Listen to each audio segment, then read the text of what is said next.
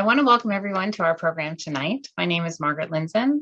I am the first vice president of Beth Shalom, and I had the honor of beginning the program for the ShinShinim at our synagogue, which was one of my very favorite programs that we offer, and I think it has the most wonderful impact on every level of our community. So I'm glad you're here to see some of our wonderful alumni.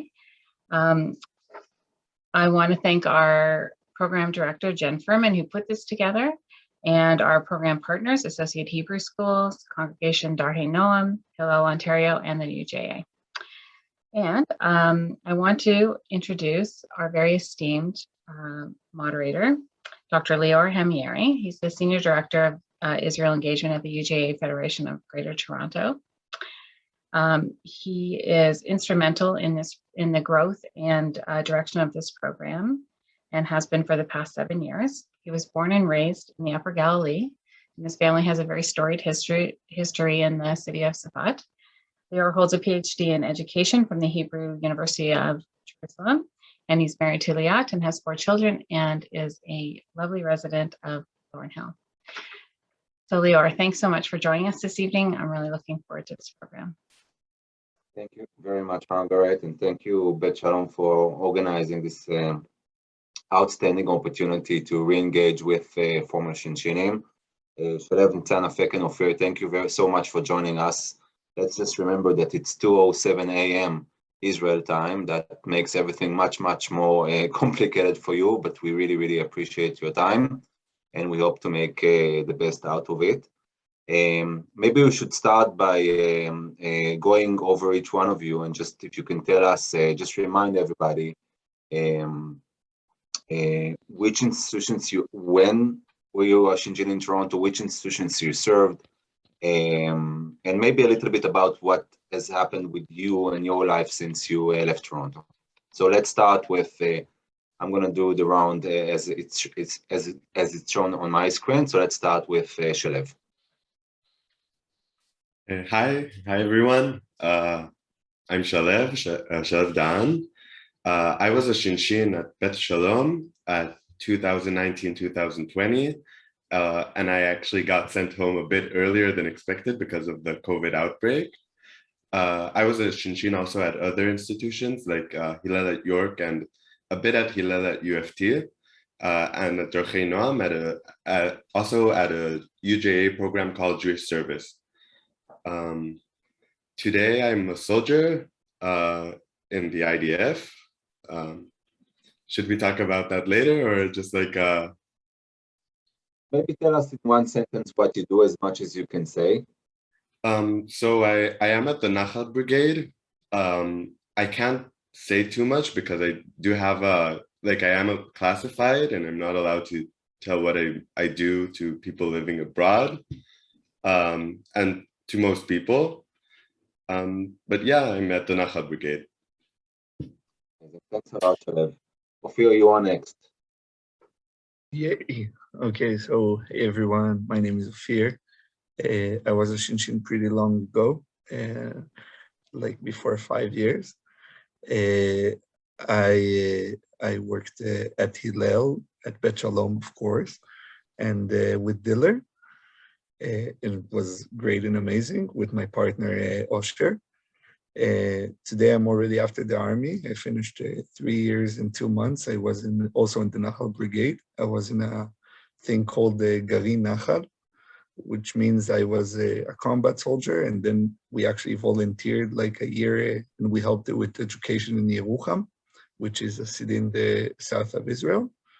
Now I'm starting my life as a citizen in Israel. I'm working in One, which is a sport channel in Israel. So I'm working as an editor there. It's very nice. I'm really excited about it. Great to see you all. Thanks, Ophir. Afek. So hi everybody, it's great to see you. It's great to see also my host families, the Elmans and the Myers. I missed you. So right now I'm a soldier. I was a ShinShin in 2018-19. I'm in Beth Shalom, Hillel, in York University, and also in Diller. And right now I'm a soldier. I'm a skydiving instructor. Basically, I'm working with special units, and we teach them how to free fall skydiving in teams together, to how to navigate through the air kilometers from the point they need to get to. That's it basically. Wow, that sounds really interesting. So I guess a lot of people are listening and saying, "Oh my God, I wish I could do that." Thanks, Afek. And last but not least, Nita. Hi, shalom everyone. Good evening, night. I'm really excited to be here, like everyone said. I would like to see your faces if anyone would like to, just missed you all very, very much. I've been a Shinshinit, unfortunately, many years ago, in 2014, 2015, the fourth Shinshinit of Bet Shalom and Associated Puzzlands. Hi, everyone. Wow, oh my God. After I came back from Toronto, I started to serve as an education, kind of education guide for special soldiers with special needs and etc. I want, if you want to hear all about it, so later I was an officer, an education officer in Jerusalem. I finished my army service 2 years ago, 3 years ago, oh my God, and I did a shlichut in Australia, in Perth, in Western Australia. And after I came back to the army to be a commander of the unit I served as an officer. And now I finished my 4th year in university, in the Hebrew University in Jerusalem. I studying communications and international relations. And I just got married 1 year ago, and and we just moved into our new home. So yeah, all this 6 years. Amazing, Nita. Thanks. And it's your anniversary tomorrow, correct? Yes, our 1st anniversary. So Mazal Tov again. Thank you. Okay, thanks a lot for letting us know what's happening in your life right now. And they say that the year of service in Toronto is like really influential. It leaves a lot of impact, not only on the community here, but also on the people that came here as ShinShinim, and they go back to Israel charged with all kinds of things. So our next question relates to that, and basically what we want you to speak about, to share with us, is how did, choose one main thing that really influenced you and continued being part of your life even after you came back to Israel and started living your life as a citizen or a soldier, and then a citizen in Israel. So it's a popcorn question, so just feel free to jump in and answer. Anyone want to start? Yeah, Afek? Okay. The important thing that I learned through the ShinShinim program, I think it's the existence of the bond between us and the diaspora Judaism. And the thing that I took with me when I came back to Israel is that not many people in Israel are aware to this bond and this connection. We go to do this shlichut in Toronto, and all we do in the schools is to teach about Israel, to bring Israel to the communities throughout our experiences. And when we go back to Israel, not all our friends, not all the people we know the same about Toronto and what's happening in the Jewish community there. So I think it's like we're doing the opposite job. We go to the shlichut and we take it back with us to Israel, and not only for 1 year. I think for the rest of our life, because this year is unforgettable. So, yeah. Thank you. Anyone else? I'll go next. Okay. It's on you go. No, Phil, you started to speak. Don't make me feel older. So I'm just, I really agree with you, Fek. I think I didn't know anything about the Jewish diaspora, and I didn't just when I got to Toronto, I realized how wide and how amazing this connection is. So I agree with you, take it with me, and also adding the people, the connection with the people, every time someone is coming to Israel or someone is just, but every time, everything, we are keeping in touch, and the people, and I feel like Toronto is my second home, even that I haven't been there for too many years. But I really think it's part of me. Wherever I go, I'm talking about this year. I'm talking about my experience. I'm talking about what is the Jewish community in Toronto and how strong is the community is and how powerful and how they affected my life and affecting every life every day. So I'm talking about it everywhere I go and taking with me also the experience and the people and everything. Thank you, Nitan. In fact, that was really good, like really amazing. And I want to relate to what you said, Nitan, because it's really to take Toronto with you to everywhere, to take the community with you. So I can share like a funny story that when we were ShinShinim in Toronto, I fell in love in the Toronto Raptors. And then a couple of years later, they really took the title. But in the same year, I was in the army, and my commander, he was a big Golden State fan, and was like, I took all the brigade with me all over to Toronto, and then we all celebrated. And he gave me a Shabbat, but it was great. It was lovely.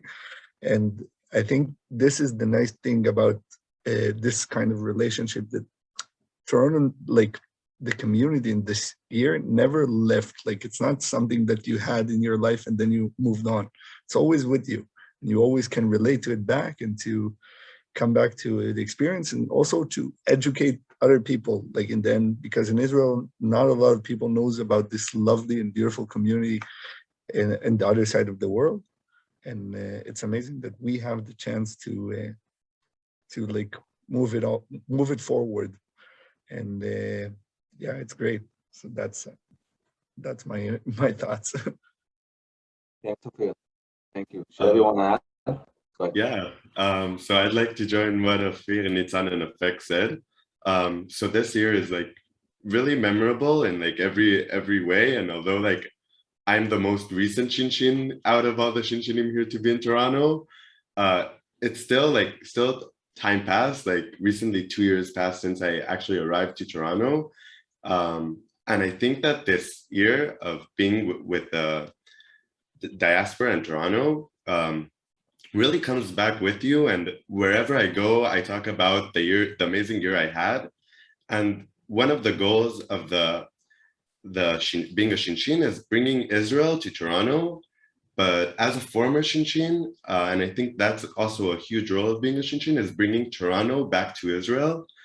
And it comes with me everywhere I go. Like I tell people about my experiences, but I also get to sometimes like educate people about the Judaism that I got to meet in the diaspora. Like I know many people are aware that in Israel, like conservatism is not really something well known in Israel, and I always get to talk with people about it and why it, like getting to know this community affected my thought and my way of life. And I think it's like good for people to know, and it's like with me wherever I go. And a lot of time people are like, you need to stop talking about Toronto, but I just can't because it's a huge part of my life.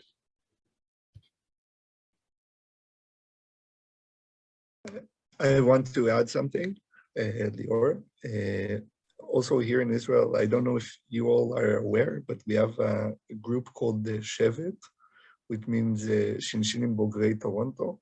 It's like alumni of ShinShinim from Toronto, not from all over the world, only Toronto. And it's like a group that we meet once a month or once 2 months, and it's amazing. So it's really nice that that we have those those meetings, and then we have the opportunity to like meet each other and talk. I'm sorry, I just waked here somebody up.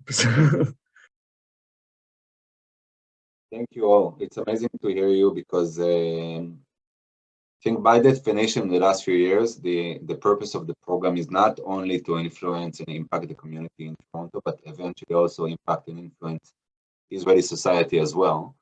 And Shevet is a great example on how it's being organized through the Jewish Agency and through UJA. And it's amazing to hear that the experience here left an impact on you, and that you continue advocating and explaining a diaspora Jewry, specifically Toronto Jewry, back in Israel. So we're going to shift gear after we heard a little bit about your life, what's going on, and what the experience that you had while being here. Let's speak a little bit about the pandemic. Unfortunately, we cannot avoid not speaking about it. We'll speak a little bit about the differences in experiencing it in Canada versus, or in Toronto versus in Israel. But before we do that, can you tell us a little bit about, how did COVID impact your life in the last 17, 18 months?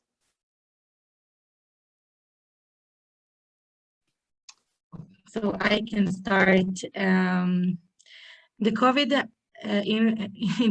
it's affected my life in many ways. A few better than the others, but it really has. I had few different experiences in COVID.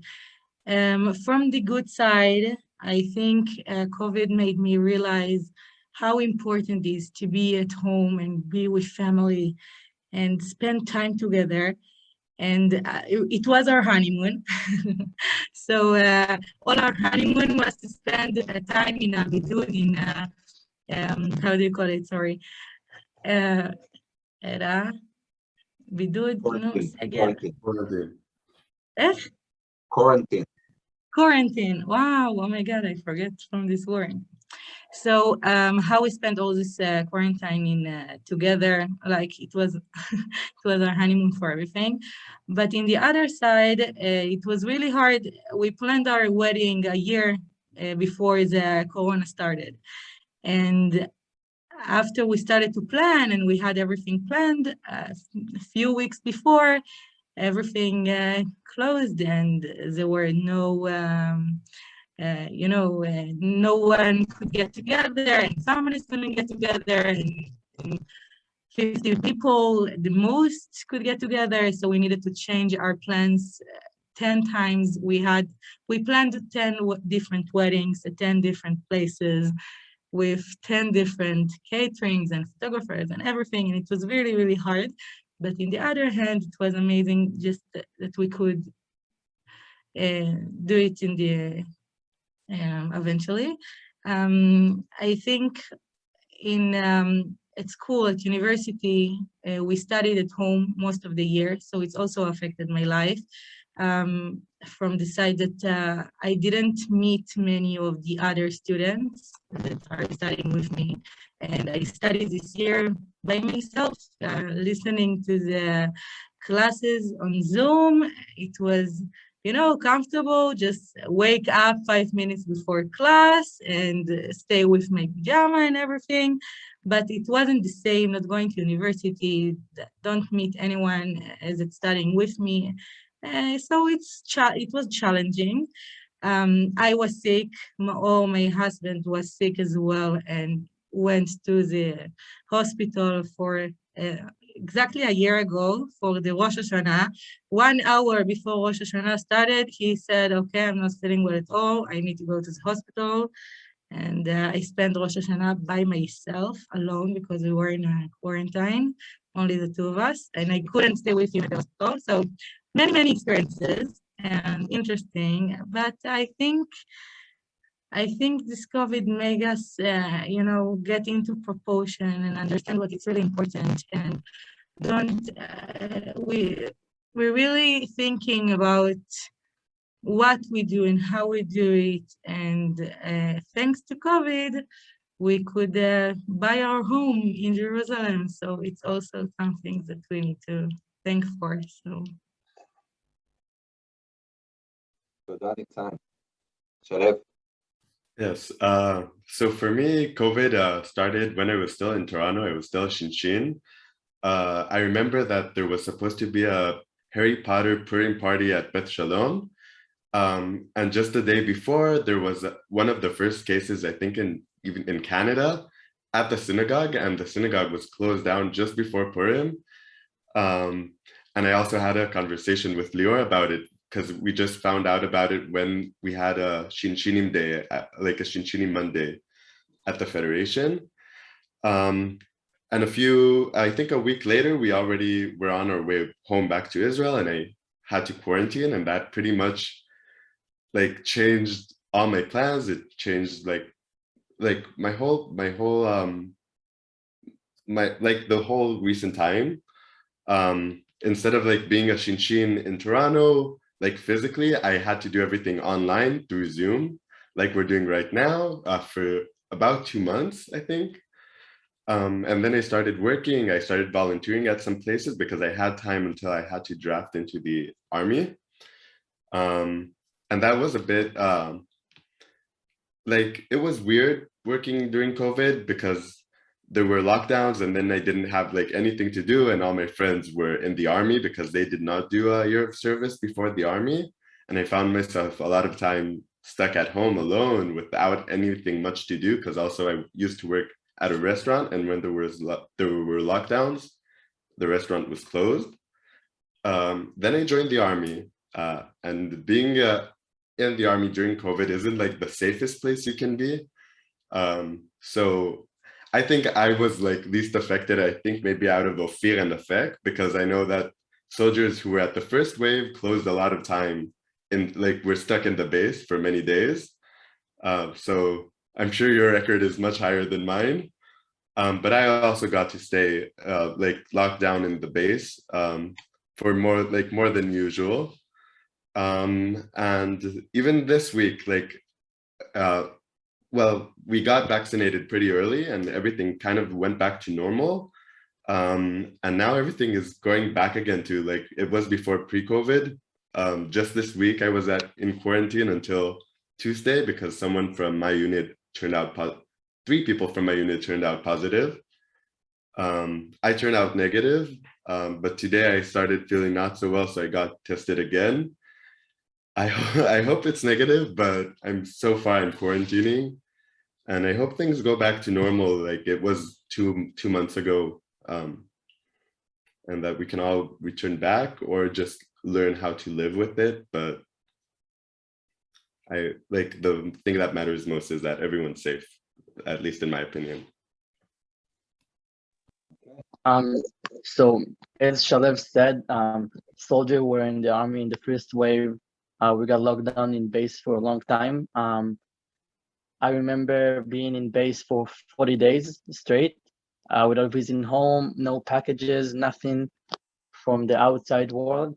So I think coronavirus taught me how to stay with my friends in base and how to get together and survive those 40 days. And then we got home for 1 weekend, and then again for 35 days. We lived in base, but I think also it helped me to stay away from coronavirus. When the army started to do lockdowns on some units, people didn't get infected. So I think I'm the only soldier in my entire base who never did a coronavirus test since it began. I never had to go to home quarantine since the coronavirus began. I'm pretty proud of it, and I'm still trying to get away from this. And I hope we won't get a second lockdown or a third one. And I hope everybody will be healthy.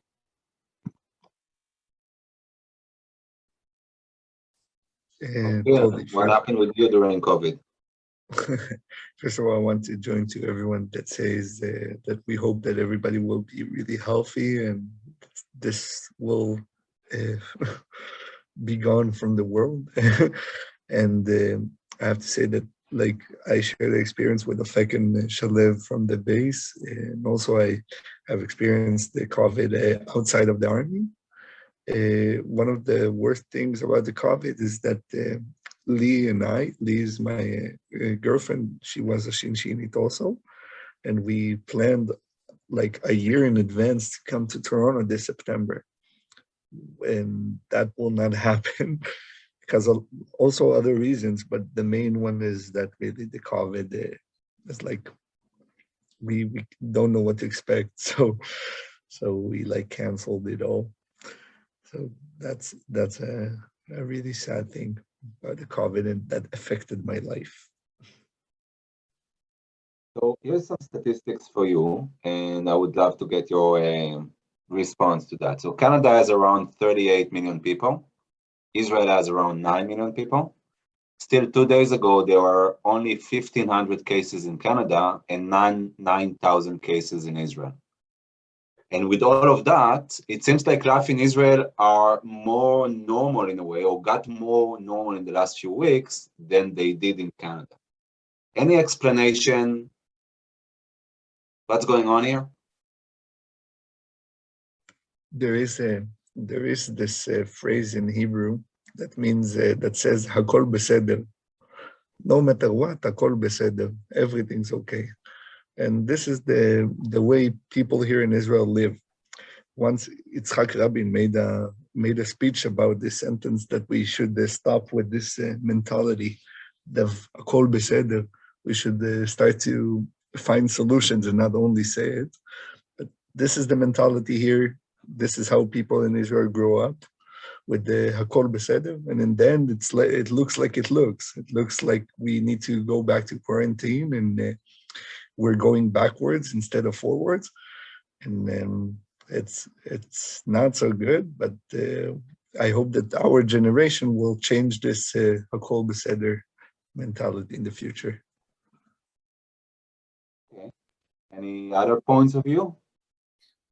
Yeah. So for me, I think it's also the Kol Beseder part is totally like part of our culture, and it explains a lot. But I also think Canadians are much more patient than Israelis. And Israelis were very like impatient to get out of quarantines, to go out, to socialize again, even during the first quarantine, although we managed that pretty well in the first wave.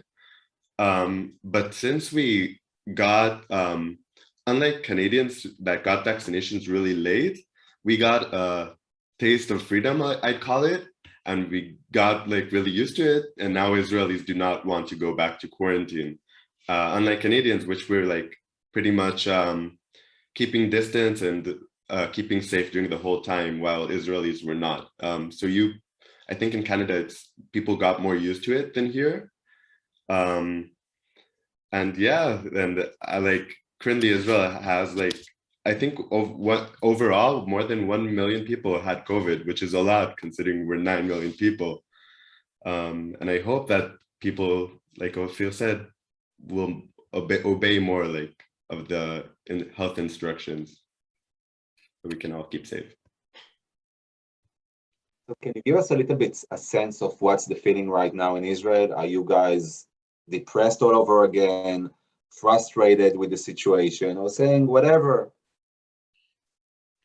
I just came back now from concert in Kikar Safra in the middle of Jerusalem with more than 1,000 people, I guess. We did have our mask on outside, which is not something that you must to do. You need only to wear mask when it's a lot of people or in closed places.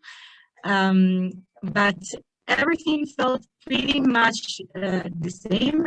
You do need to have the green card. Let's call it like this. That it's, yes, like a passport that says that you got vaccinated, or you were sick, and you can go into places. But it's a problem because, like Shalev and Ophir said, Israelis Israel had many other issues that affected the corona issues. I think all the issues with the politics in Israel affected how we treated the corona, and it's all came together, and it was everything in 1 year. And now we don't want to go back. We don't want to go back to the previous situation. We don't want to go back to the quarantine when all the businesses are closed. People really get hurt from it. And I think all these consequences together, when we think about it, we need to find a different solution. And I think this COVID is not going away from for the, it's gonna stay with us. So, and every time it's like a different version coming from a different country. But we need, in my opinion, and what our country trying to do is to find a solution how to live with it and not how to live against it, because it didn't work for the last time we tried it, and people were really depressed and really came out to Afghanot, how do you say? So I think we're trying to find solutions and not... If you can't beat the virus, join it. Yes, exactly, something like this. Yeah, Afek, anything you want to add? Yeah, I don't think here in Israel we are frustrated. I just think from my view that we're starting to accept the coronavirus and it's not going away, and that we need to change the way we live.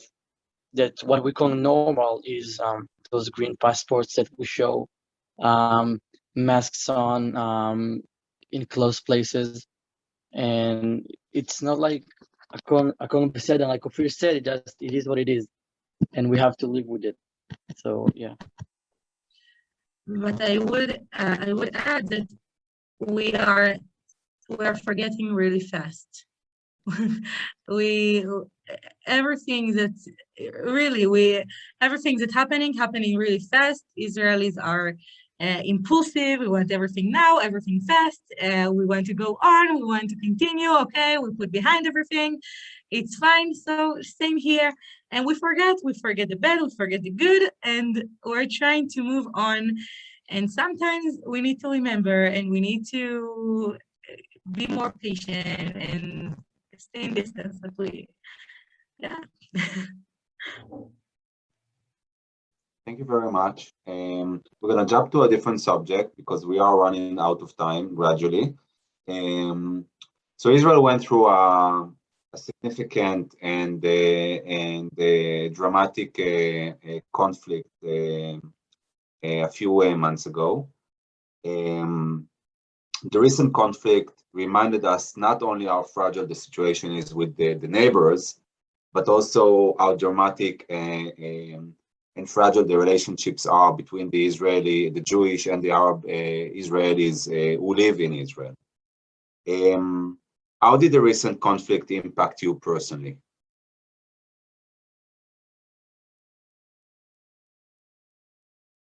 You mean the occupation from Al-Hamad? Where did it find you? How did it shape your opinions, your perceptions, your feelings about everything, about the situation, about the future of the conflict, and so on? So I would say that this conflict this time it was different than any other conflict we had in Israel, because this conflict, like you said, Leo, it came from inside, in our neighbors, with our friends, with the people we work with, we study with. I remember how it started. For me, I were at university for the first time, actually, from all this year. And I wanted to go back home. I started to walk through the gate, and they locked us down in the university, inside the Hebrew University in Har Tzofim, because it was next to an Arab neighbor, and they started to come out and throw things to the gate and shoot, and it was a very big mess. So they made us stay in the university for 5 hours. We couldn't leave till 11 p.m. at night. I wanted to leave at 6. I had something at night. And that's when I started to understand that this time, this conflict is different. I heard all the people that came out to the street in Lod, in these cities that we live together, house by house, door by door, Jewish and Arab live together at the same building.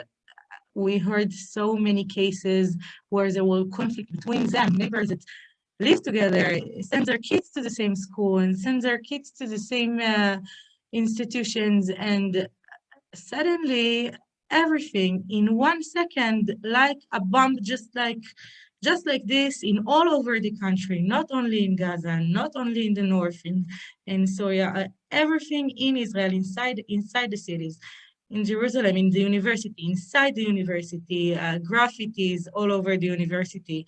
And it was, for me, it was the point I understood that something changed. Something changed.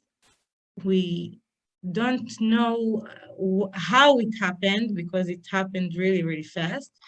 But something changed, and we need to see what we're doing with the situation. I don't think we didn't find a solution. This conflict ends. It doesn't mean it's over. Of course, it will never over, because it's a religious conflict, and religious conflicts, unfortunately, doesn't end so fast, if they end at all.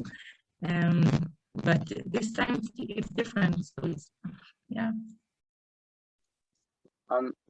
This conflict, I think, it met me in two aspects. The first one is the personal one, because as a guy who lives in Eilat, every time there are missiles launches towards Israel, I never feel it, because I live in Eilat. It's so far, nothing get to here.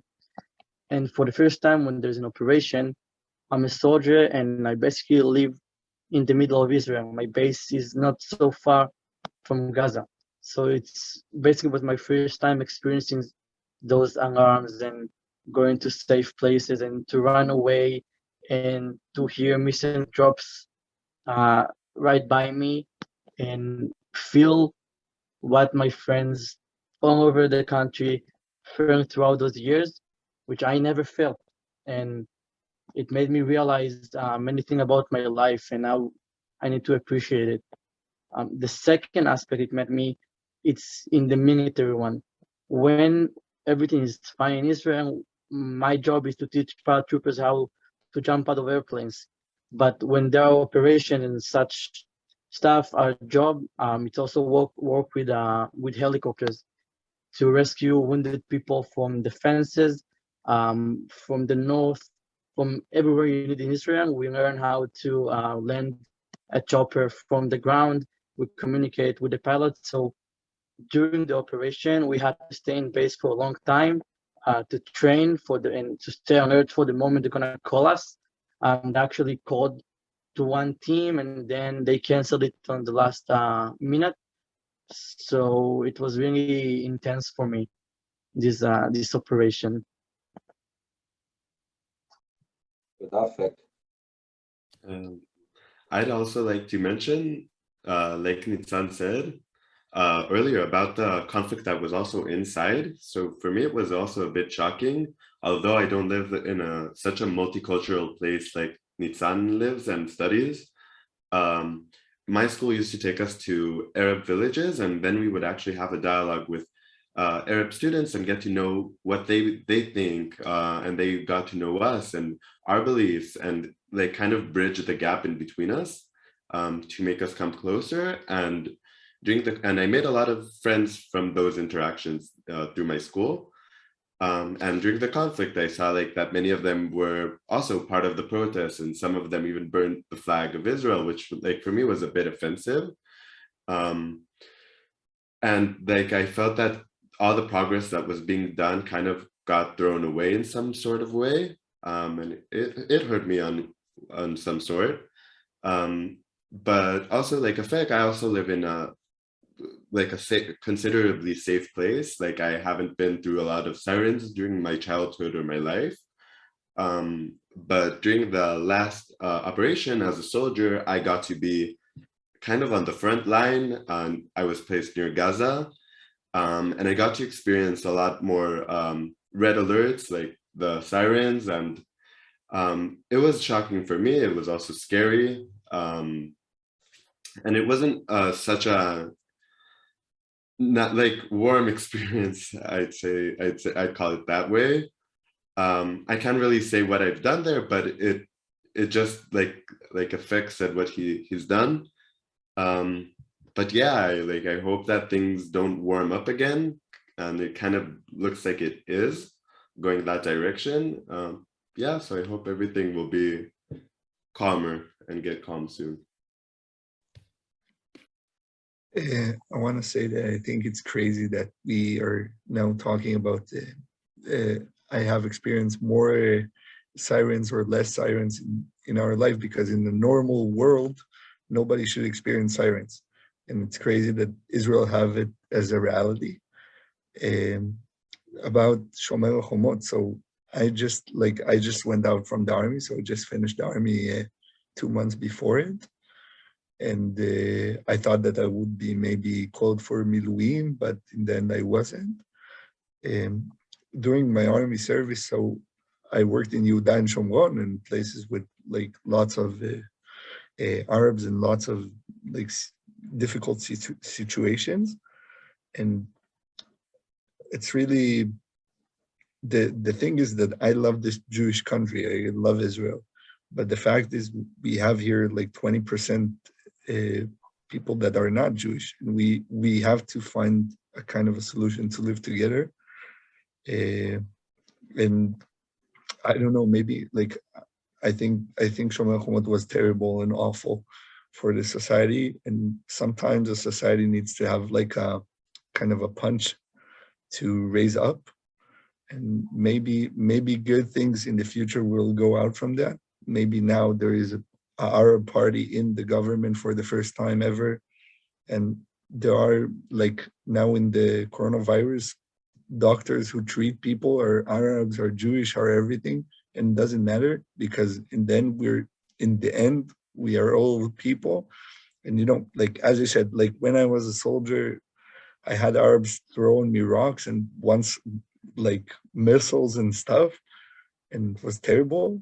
But in the end, it's like when you're born, you don't, I want to believe, that when you're born, you don't born with hate. And I hope that maybe all this like emotions that got out in the Shomer Chomot will in the end become to something better in the future. So can you give us a glimpse, like a quick glimpse into what's happening now in terms of the relationship between the Arab and the Jewish population in Israel? Did the tension and the conflict left scars? Are people afraid to go to visit villages, to do shopping, which is something that many Israeli Jews are doing, right, from time to time? Is that still there, or it's gone and everybody is like in a different place right now? I can share like a small story. It's just now because I'm like I'm really loving sports, and there is a upcoming game for the Israel national team in soccer, and it's a big issue here in Israel because we have an Arab player called Munas Dabur, and now a lot of fans are saying that they don't want him in the national team. They don't want him to participate because in Shomer Chomot he made a post that says that God will come to the people who are bad, and I don't know, like made like a kind of a post that made a lot of people mad. And even though he said sorry about it, and he said that he wants to live like together and to come back to the community of the national team. So I see all the time a lot of fans, and I see it also in comments and on the websites that like it's crazy to see the actions that like really, I think it's terrible. Like you need to know how to forgive, but I don't know. Okay, thank you. Okay. Kind of relating to what I said before, that we are forgetting. We we forget very, very fast. So we go to the neighborhood next to us every Friday to make chalot. Okay, the Arab neighbors making chalot over Friday, the best chalot in Jerusalem. I promise you, and the best price. And we go there every Friday with all the Arabs, all the Jews, Haredim, everybody goes to this bakery and buy chalot. And in Shomer HaChomot, we said, okay, we're not going there anyway. We're not buying there anymore. We can't go there. We can support them. They did many protests in this neighborhood. They burned many Israeli flag, and they closed the neighborhood for Jewish, and they threw rocks and everything. So we said, okay, we're not going there anymore. In the neighborhood, right next door neighborhood.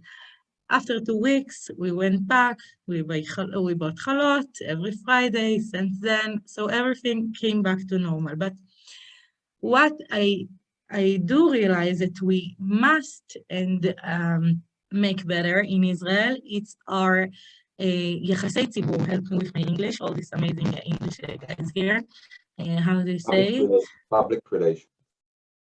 Yeah, okay, public, but in more in social networks, more in I talking in the news and social networks, and Israel is way behind, way behind everyone else, far behind Hamas, let's say like this, and our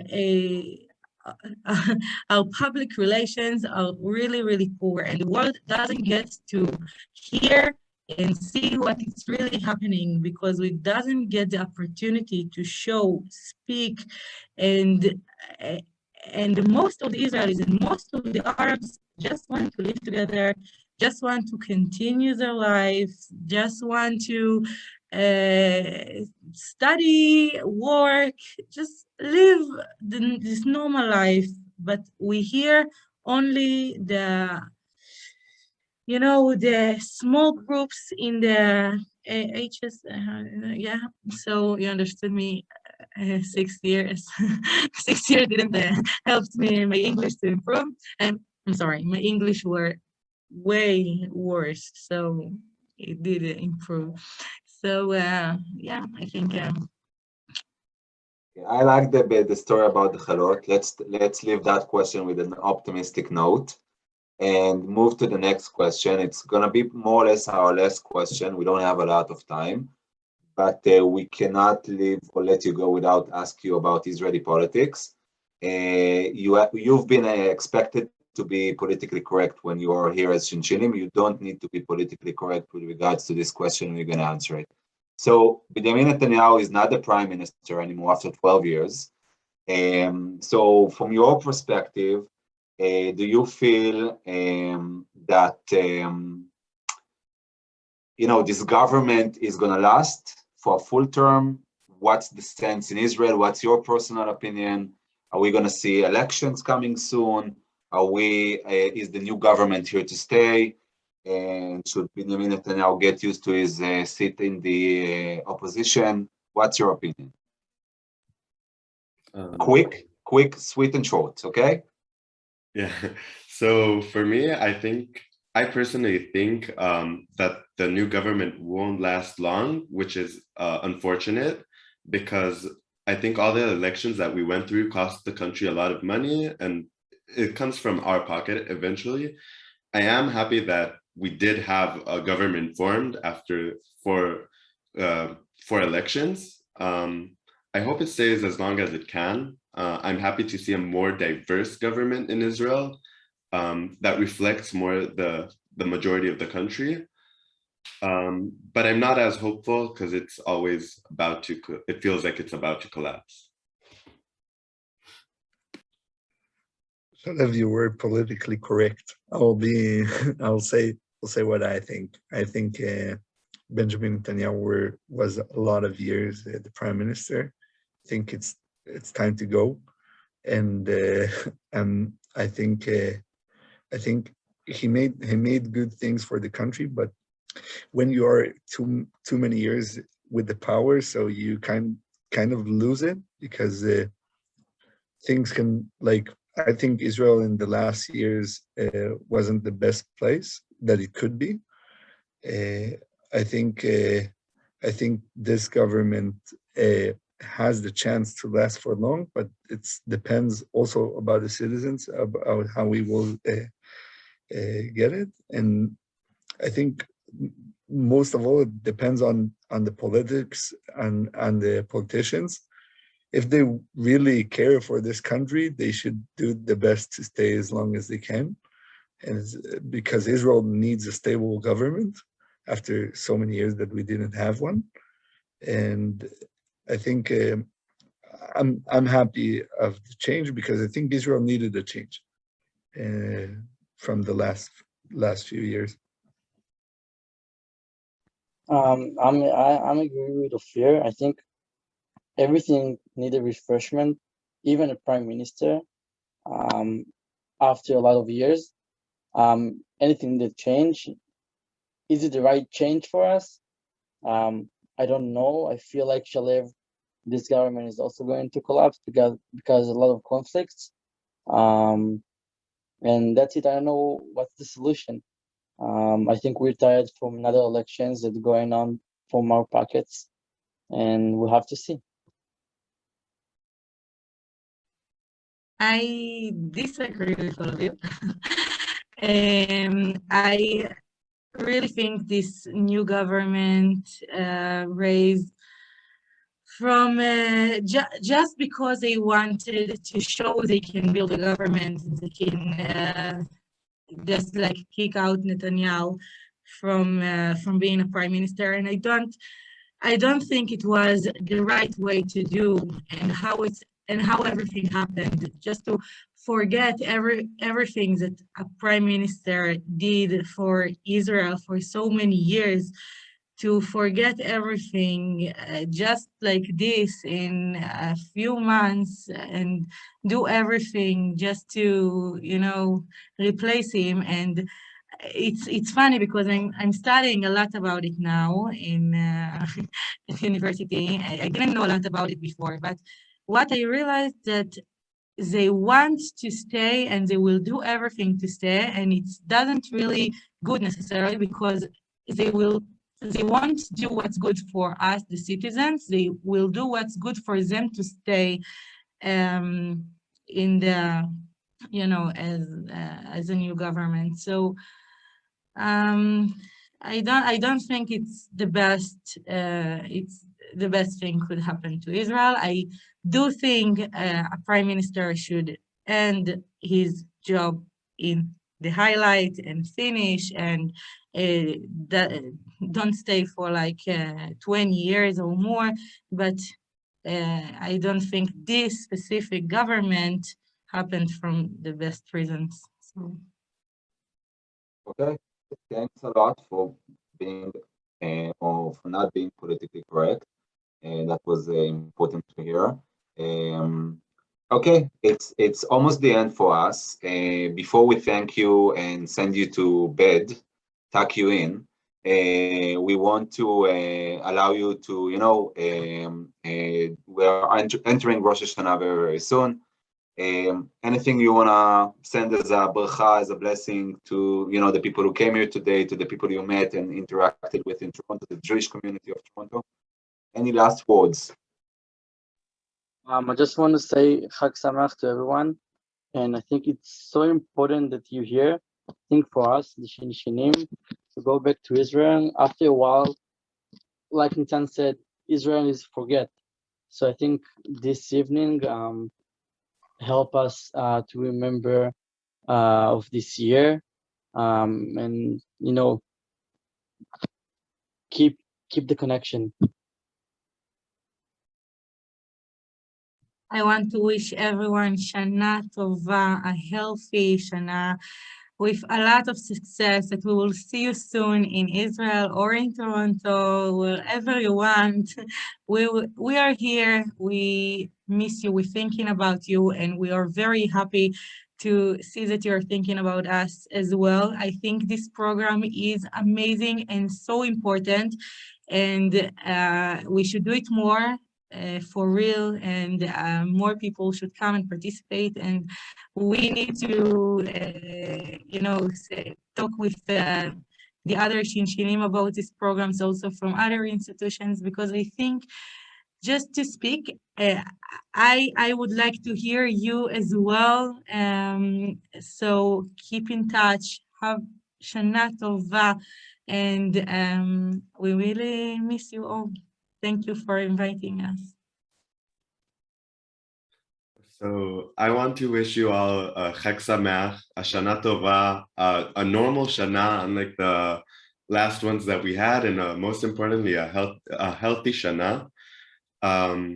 Like Fek and Itzan said, I hope this happens more. For me, it was really fun seeing everyone again, talking, and like it makes me miss everyone so much more, like after experiencing it. And it's just in general a fun experience, also being with ShinShinim from former years, because except the Fek, I never actually got to meet Ofir and Itzan.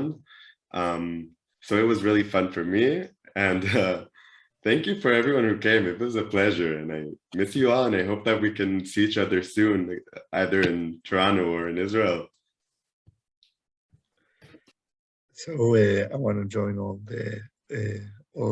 whatever everybody said, and I want to say thank you also to Afek, Nitzan, Shalev, and Dior for sharing with me this Chavaya experience. And I want to send everybody Shana Tova, and hopefully a normal Shana and a healthy Shana, and Chag Sameach to everybody. And we miss you all here in Israel. I hope that soon we will be able to see each other in person, and that could be amazing. Thank you so much for this program. It was wonderful. Thank you so much to you. Margaret, back to you, to Jen. Margaret, you're on mute. All been there. There, yeah. And I'm the one who sent out a whole Zoom thing to our board. And look at me, I can't even get off mute. Anyway, I wanted to thank everyone who joined us tonight. I want to thank our partners again, Associated Hebrew Schools, Congregation Noam, Hillel, and UJA. But I especially want to thank you all for sharing your thoughts. I am wholeheartedly behind doing this program again. These connections have, as I told you earlier, have changed my life in many ways, and many people within our congregation. I mean, just a few short stories, like Nitzan's father is a good friend of our rabbi. Like Nitzan is like the closest thing to a daughter to me, and and our rabbi, never goes to Israel and doesn't say hi to her family. And Ophir's father has, I think, been 2 or 3 times to Toronto with the science program from Milad as a result of the connection. And these things are beautiful, and they go out much farther than just our small community. And as I say that, I want to thank Lior again, because Lior has really dedicated himself in beyond as a job. Like with Mike Diamond's idea, he took it and he's just made this amazing. And every year we have, new ShinShinim come. They're unique. They bring new experiences, and through that, just a new insight to all of us in Israel. And I'm truly grateful for the program. I think early on, somebody told me the program was meant to, change our connection to Israel and create either a stronger or a newer or a different connection. And I thought, like, oh my God, I'm the poster child. Like my connection with Israel it was just like a place on a map before, and now it's everything to me. So, thank you again so much for this program. Thank you, Jen, again for putting it together. And I know it's late and you all want to sleep, but big hugs here from Toronto, and thanks so much, and stay safe. Thank you. I have That's all. goosebumps. Goose. Mwah.